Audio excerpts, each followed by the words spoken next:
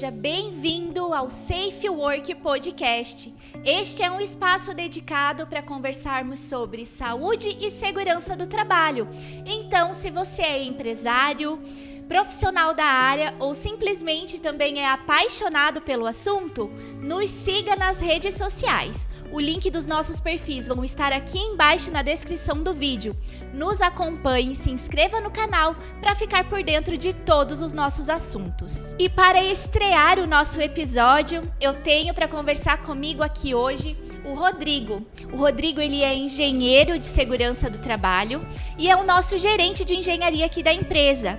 Hoje eu convidei o Rodrigo para conversar comigo sobre um assunto importantíssimo e que está muito em alta aí, o E-Social. Que bicho de 7 cabeças é esse, Rodrigo? Seja muito bem-vindo. Obrigado, Letícia. Que bom estar aqui, que legal ver esse projeto sair do papel. Parabéns, para nós que tanto planejamos esse projeto e ver ele acontecendo aqui é muito bom. Parabéns a toda a equipe. Parabéns à Safe Work pela iniciativa de levar conteúdo de qualidade, conteúdo importante, relevante a quem precisa, né? E é muito bom. E que vida longa ao Safe Work Podcast. Vida longa ao Safe Work Podcast, isso mesmo. E vamos falar sobre E-Social, né? Apesar de parecer um bicho de 7 cabeças, não é. Apesar de parecer algo novo, não é. Mas a gente vai trazer algumas informações importantes, relevantes, de forma mais objetiva, que seja compreensível, né, por todos aí da área, tá? E o bicho tá pegando, temos que começar realmente a trabalhar com essas questões e colocar tudo em prática. Estamos com os prazos e tempos apertados aí, né, Sim. Rodrigo? Então, nos conte para nós aí o que é o E-Social e como ele funciona. Vamos lá, vamos tentar desmistificar um pouco o que é o E-Social, né? Como eu disse, não é algo tão novo assim. O E-Social veio através de uma lei lá de 2014, a Lei 8373. Mas na prática, desde 2018, as empresas começaram a enviar as suas informações de maneira obrigatória.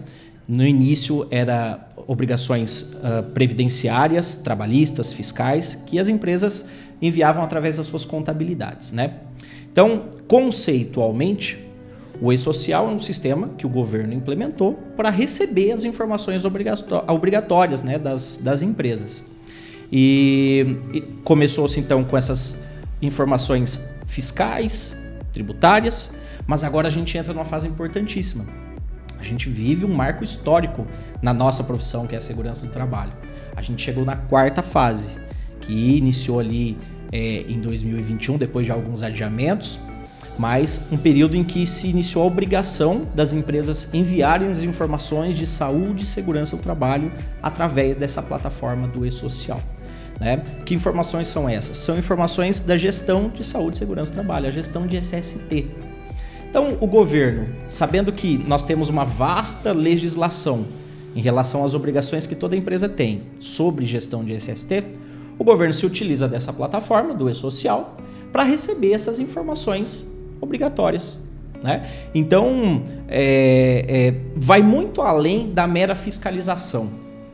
A gente vai falar sobre detalhes do E-Social que extrapolam esse limite da mera fiscalização.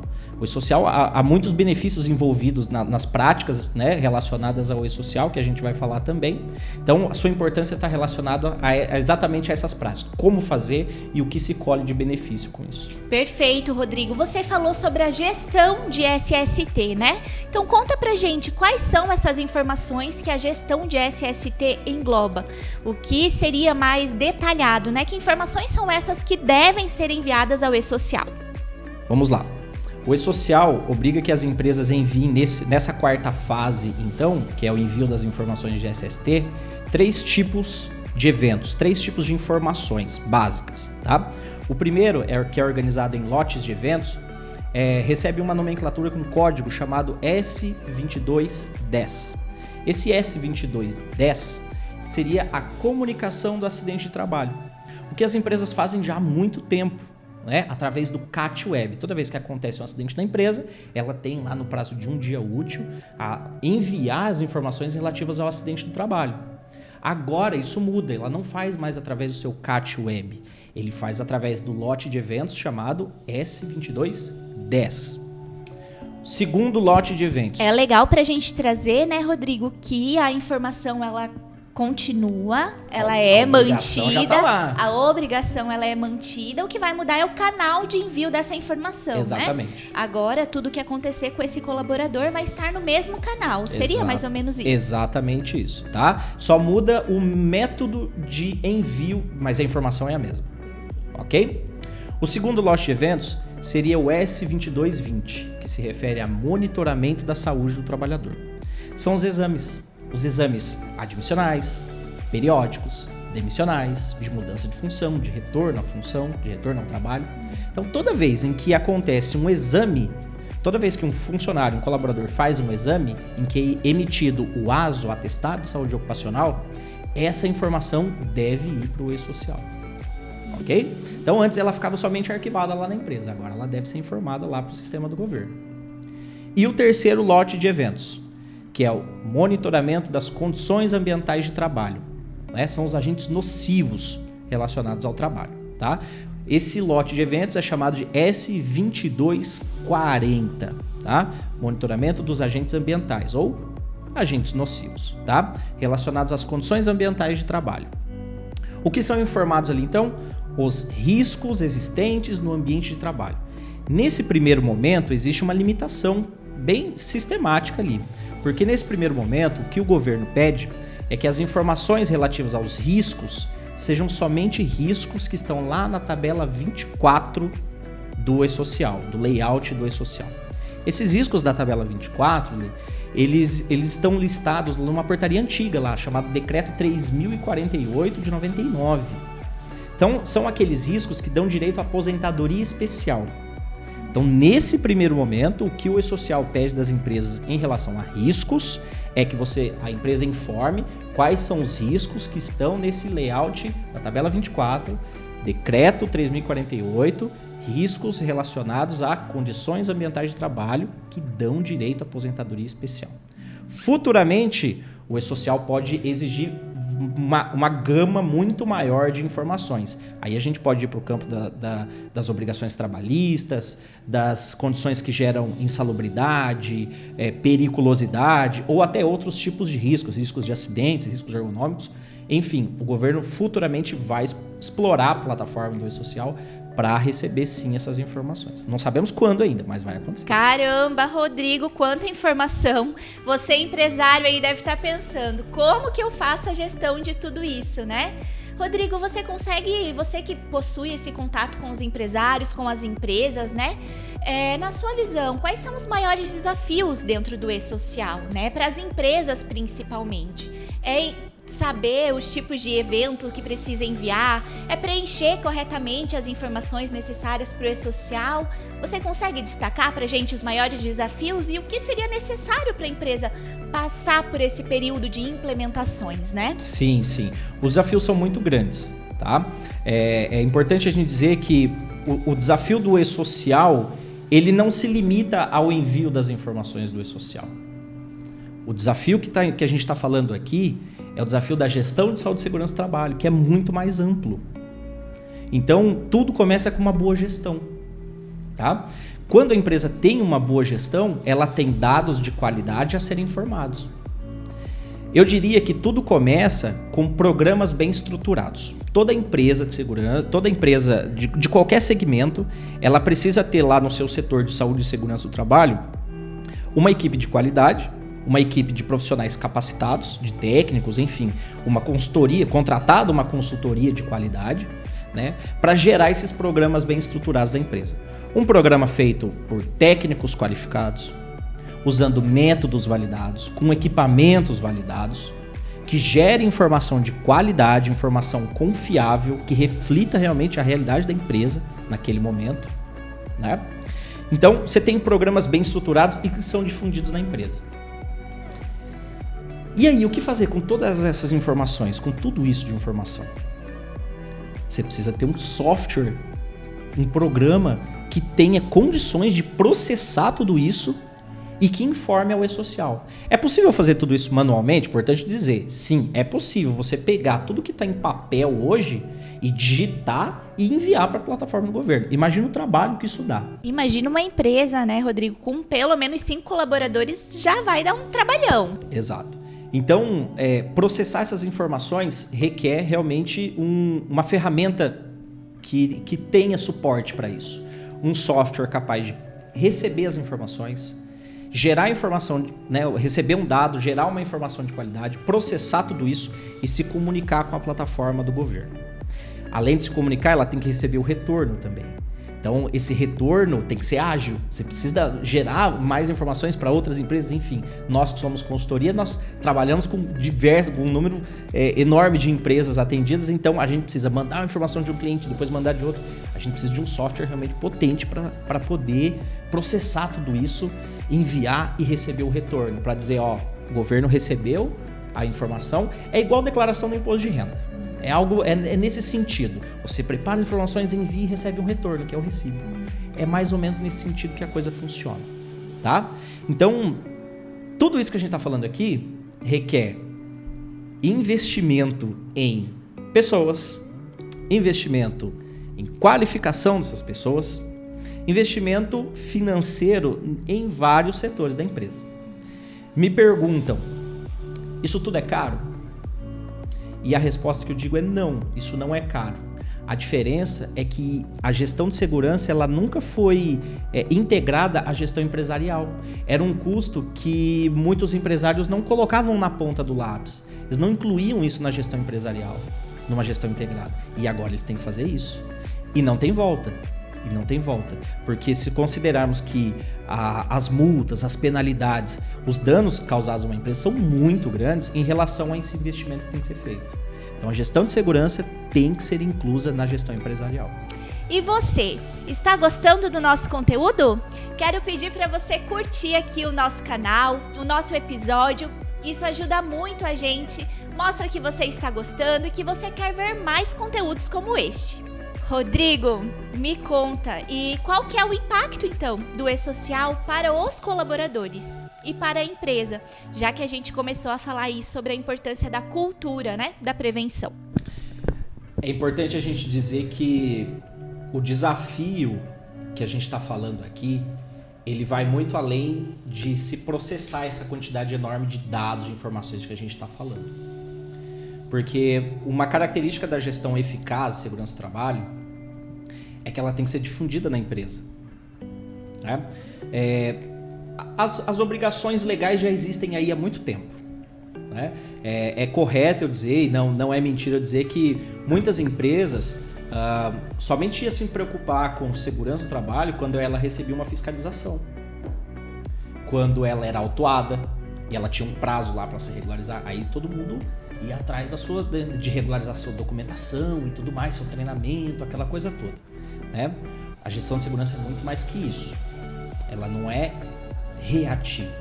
Ela tem que ser algo incorporado à cultura, tem que ser rotina da empresa. E uma rotina da empresa, ela tem que ser difundida. Uma informação tem que ser disseminada. Antigamente, um documento de segurança era informação sigilosa. Ninguém falava em segurança do trabalho da empresa. O empregador, o empresário, ele contratava serviços de segurança, ele recebia a documentação e ele escondia, era informação sigilosa, somente um gerente tinha acesso. O funcionário não podia ter acesso à informação. É como se você estivesse falando para o seu soldado, você vai para a guerra, você não vai enfrentar, você não sabe quem, e armas também para você, alguma coisa para você se proteger, eu também não tenho. Era isso. Fazendo uma analogia ali.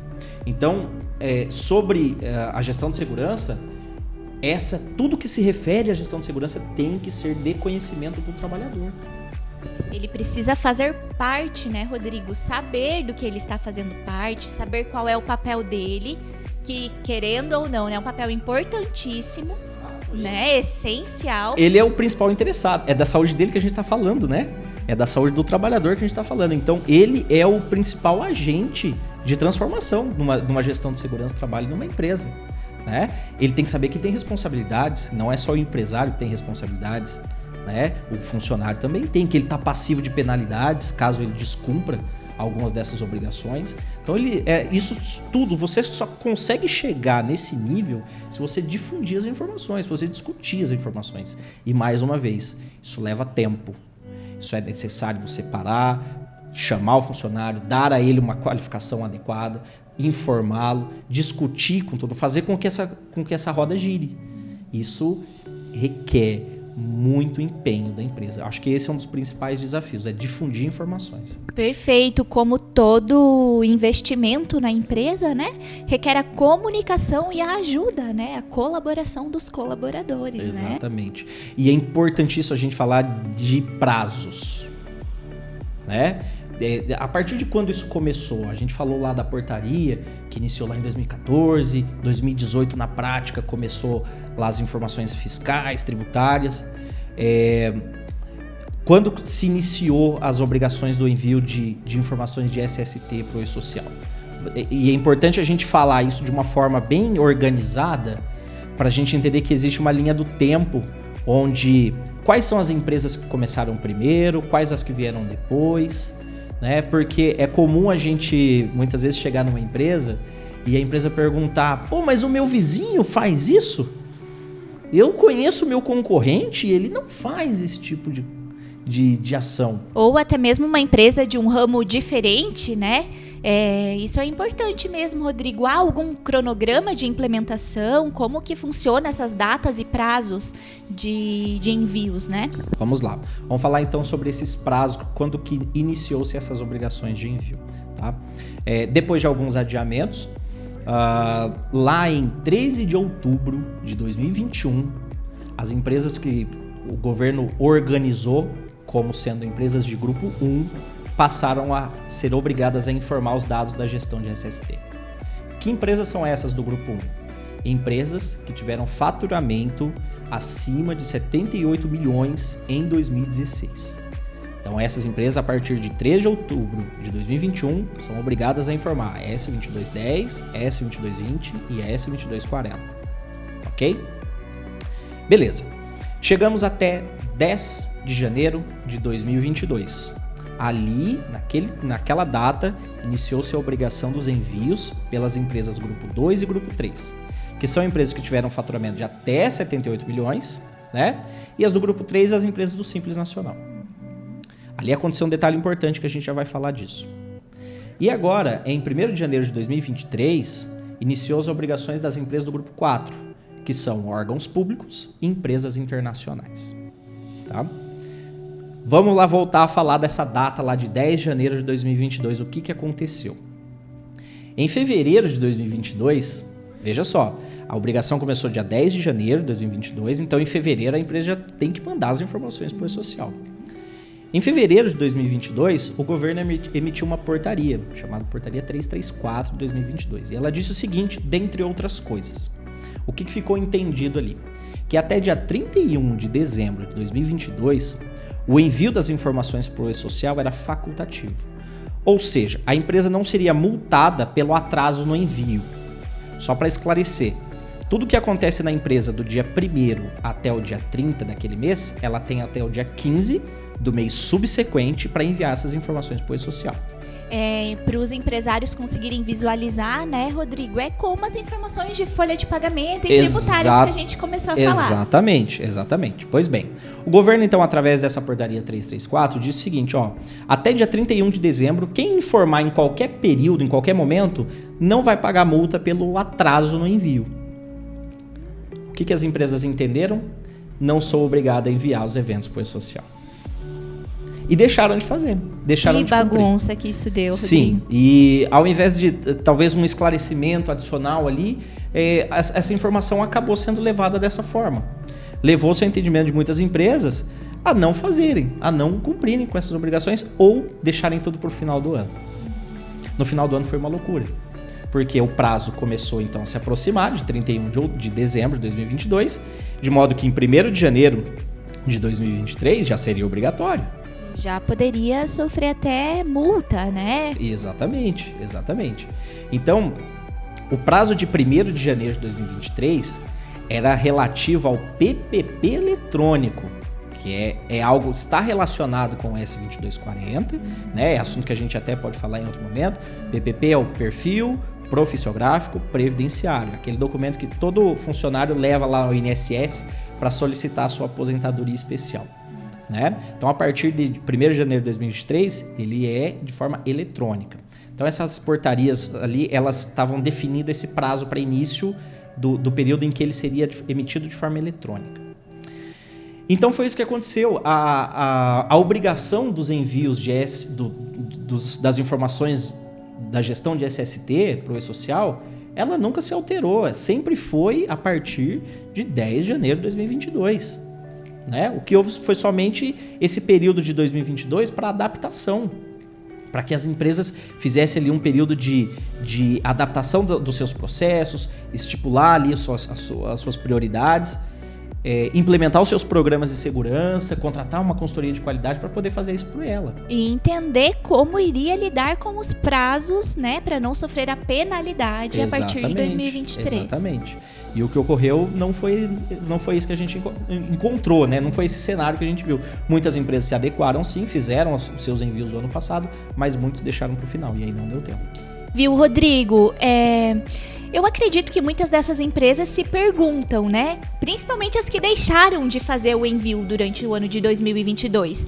Que vantagens o empregador tem, né? A empresa tem ao utilizar o E-Social, né? O E-Social traz algum tipo de vantagem para a empresa? Vamos separar entre benefícios do E-Social, porque não tem como a gente falar de benefícios do E-Social, porque o benefício do E-Social é uma consequência da boa gestão de segurança. Eu não vou ter informação de qualidade para enviar para o E-Social se eu não tiver gestão de segurança. A eficácia da gestão de segurança é a base elementar, fundamental, para que a sua empresa não tenha problemas com o E-Social. Para que ele funcione efetivamente para a sua empresa, eu imagino. Exatamente. Então vamos partir do princípio de que a empresa sim tem uma boa gestão de segurança, tem os seus programas estruturados, tem tudo isso processado num software de qualidade, com acompanhamento de profissionais capacitados para a sua empresa, que gere as informações e envie tudo para o E-Social. Esse cenário lindo, né, que a gente está imaginando aqui. Mas que é totalmente alcançável. Possível, muitas empresas aí, clientes da Safe Mais, possuem esse cenário, né? Nossos clientes, né, podemos nos orgulhar disso, que nossos clientes têm sim esse serviço. Então vamos lá, a gente pode citar benefícios a curto, médio e longo prazo com a implementação de todas as ações relativas ao E-Social. Vamos falar primeiro do que aquilo que é percebido pela empresa. A gente está falando então de um sistema que digitaliza todas as informações relativas à empresa. Com isso, a gente tem a eliminação do retrabalho, a diminuição da burocracia. Imagina quanto tempo que era perdido por uma contabilidade quando ela tinha que receber a documentação de segurança de uma empresa e jogar aquilo numa plataforma ou anexar tudo aquilo, arquivar tudo aquilo, e quando você encontrava a informação errada, o prazo para se corrigir era pior até do que a da elaboração. E você tinha todo esse retrabalho para organizar a informação e arquivar tudo de novo. Imagina digitar planilhas enormes e jogar tudo dentro de uma planilha, jogar tudo dentro de um sistema da contabilidade, errar e repetir o processo. Exato, muito passível do erro, né? Exatamente. Rodrigo? Muito. Né? Então, vulnerável até, informações que ficam ali vulneráveis, informações sigilosas, delicadas, né? Vulneráveis. Então, com essa digitalização, a informação não se perde. Ela está lá, enviada para a plataforma do governo. E detalhe, né? O bacana é que o E-Social, ele cria o histórico laboral do funcionário. A informação está lá na plataforma do governo, disponível daqui a 25, 30 anos, e ela vai estar lá. E não só de uma empresa, né? De todas. Todas as empresas que esse colaborador, né, prestou serviço. É muito comum as empresas nos procurarem dizendo: eu preciso do PPP do funcionário que trabalhou há 10 anos atrás na empresa. Há 10 anos atrás, a empresa sequer sabia o que era um LTCAT, que é o documento de segurança, onde a gente tem as avaliações ambientais, e dali a gente extrai o PPP do funcionário. Muitas empresas não sabem nem o que é o PPP. O funcionário é demitido da empresa e ela nunca ouviu falar de um PPP físico, né, impresso. Né? Então, essa informação já vai estar lá na base de dados do governo. Olha que bacana, daqui a 25, 30 anos, quando um funcionário precisar se aposentar, seja de maneira especial ou não, uma condição especial ou não, mas o PPP dele, com todo esse histórico laboral, os riscos que ele estava exposto, os exames que foram feitos pela empresa, né, toda essa base de dados já vai estar lá, nesse sistema do governo, disponível de forma ágil, e aí essa agilidade que a gente chega num outro tipo de benefício. Isso vai otimizar e muito os processos do INSS. Quando o INSS recebeu uma solicitação de um funcionário para se aposentar, essa base de dados está toda lá. Ela não precisa, então, devolver para um despacho para que o funcionário vá atrás do seu PPP. Aí o funcionário, então, vai ter que correr atrás do seu antigo empregador, muitas vezes acionando um advogado, entrando com um processo contra o INSS. O INSS fala, eu não vou dar aposentadoria se você não provar que tem direito a essa condição especial, né? Ou esse tempo laboral. Você tem que me provar através do seu PPP. E aí vira um processo judicial, vira uma bola de neve. E isso leva tempo, gasta-se muito no decorrer de um processo como esse, porque a informação ficou perdida ao longo do tempo. Até chegar à conclusão de que a empresa deveria ter mantido essa informação. O que o INSS vai fazer então? Vai cobrar da empresa de forma retroativa.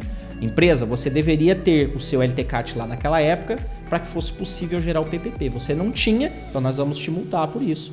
Ou, empresa, você deveria ter recolhido a aposentadoria especial desse funcionário, financiado a aposentadoria especial desse funcionário, isso é assunto para a gente falar em outro dia. Legal. Vamos anotar aí. Exato, né? Financiamento da aposentadoria especial, FAI, a gente pode falar de FAP outra hora, tem muito assunto para a gente conversar, né? Mas então, chegar no momento em que o INSS, o governo, vai cobrar da empresa de forma retroativa, porque lá no passado ela deveria ter e ela não tinha. Então, o E-Social, você envia a informação e ela fica lá e ela não se perde. Quanta burocracia que não é diminuída, hein? Muito, é o fim da burocracia. Perfeito. O fim da morosidade em muitos processos que a gente conhece. Então, se otimiza os processos do INSS. O INSS passa a ter uma informação verídica, uma informação de qualidade, lá arquivada, e ela vai realmente otimizar esse processo quando ela vai agilizar uma concessão de uma aposentadoria a quem realmente tem esse direito e vai cessar aquela concessão para quem não tem o direito. Porque muitas vezes acontece de alguém agir de má fé e entregar um PPP fraudado, um documento fraudado, né, conseguido ali de forma retroativa, de forma extemporânea, mas sem a devida responsabilidade técnica em cima daquele documento, para simplesmente querer sua aposentadoria especial. E muitas vezes, então, o INSS dá o benefício para quem não tem direito e nega para quem tem, mas não consegue provar.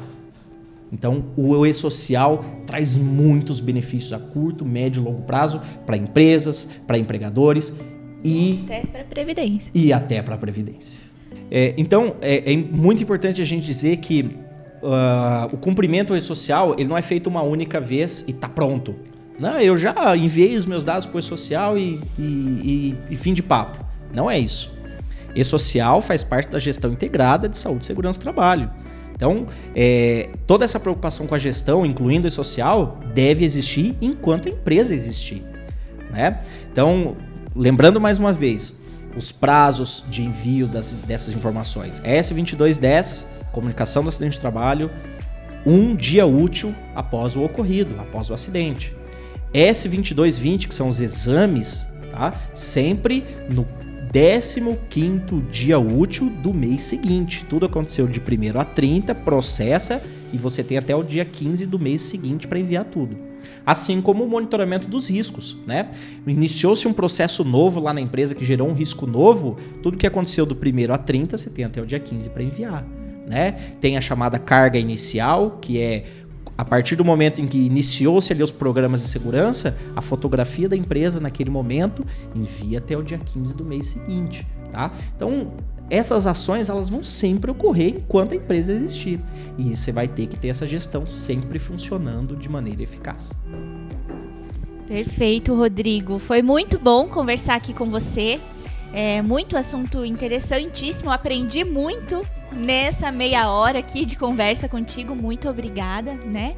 Como a gente já falou, a gente entendeu que tem muitos assuntos ainda pra gente conversar, então eu convido você a colocar aqui nos comentários, né, Rodrigo, o que você acha? O pessoal comentar, sugerir assuntos, dizer pra gente o que você gostaria de ver, o que você tem de dúvida. Então nós estamos aí pra poder auxiliar nesse processo, Deixa né? a sua pergunta aí, se você teve alguma dúvida, se quiser procurar aí os nossos contatos, mandar a sua sugestão, mandar a sua dúvida, a gente entra em contato com você, a gente tem o suporte de toda a equipe comercial também, que está capacitada até para debater e discutir alguns desses assuntos e oferecer a melhor solução para vocês. Perfeito, os nossos contatos vão estar aqui também na descrição desse vídeo, desse episódio. E eu espero que você me convide para os próximos também aí, porque a gente convidar, tem eu preciso muito de você aqui, assunto para falar, né? A gente tem muito assunto. Temos mesmo.